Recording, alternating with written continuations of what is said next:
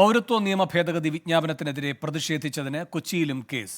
Ernakulam south railway സ്റ്റേഷനിൽ പ്രതിഷേധിച്ച 7 youth Congress പ്രവർത്തകർക്കെതിരെ കേസെടുത്തു. ആലുവയിൽ പ്രതിഷേധ പ്രകടനം നടത്തിയ 500ഓളം പേർക്കെതിരെയും പോലീസ് കേസെടുത്തു. അശ്വിൻ പാലാഴി കൊച്ചിയിൽ നിന്ന് ചേരുന്നു വിശദാംശങ്ങളുമായി. അശ്വിൻ, ജാമ്യം നൽകുന്ന വകുപ്പിട്ടാണോ കേസ്? എന്തൊക്കെയാണ് പോലീസിന്റെ നടപടികളുടെ വിശദാംശങ്ങൾ? വേണു, ഇന്നലെ രാത്രി വൈകി എറണാകുളത്ത് 3 ഇടങ്ങളിലാണ് പ്രതിഷേധം ഉണ്ടായത്. അതിലേറ്റവും പ്രധാനപ്പെട്ടത് എറണാകുളം സൗത്ത് റെയിൽവേ സ്റ്റേഷനിൽ യൂത്ത് കോൺഗ്രസ് നടത്തിയ പ്രതിഷേധമാണ്.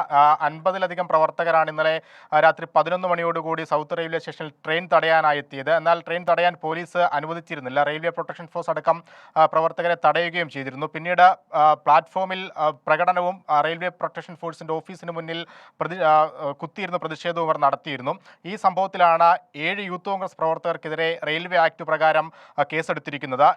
ഇതേ സമയം തന്നെ ആലുവയിൽ 2 പ്രതിഷേധ പ്രകടനങ്ങൾ നടന്നു. അതൊന്ന് SDP-യുടേതും മറ്റൊന്ന് PDP-യുടേതുമാണ്. SDP-യുടെ പ്രകടനത്തിൽ 500ലധികം ആളുകൾ പങ്കെടുത്തിരുന്നു.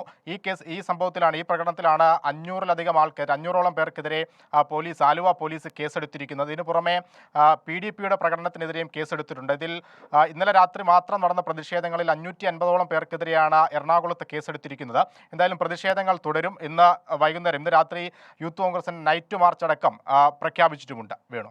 അശ്വിൻ പാലാഴിയാണ് കൊച്ചിയിൽ നിന്ന് വിവരങ്ങൾ നൽകി.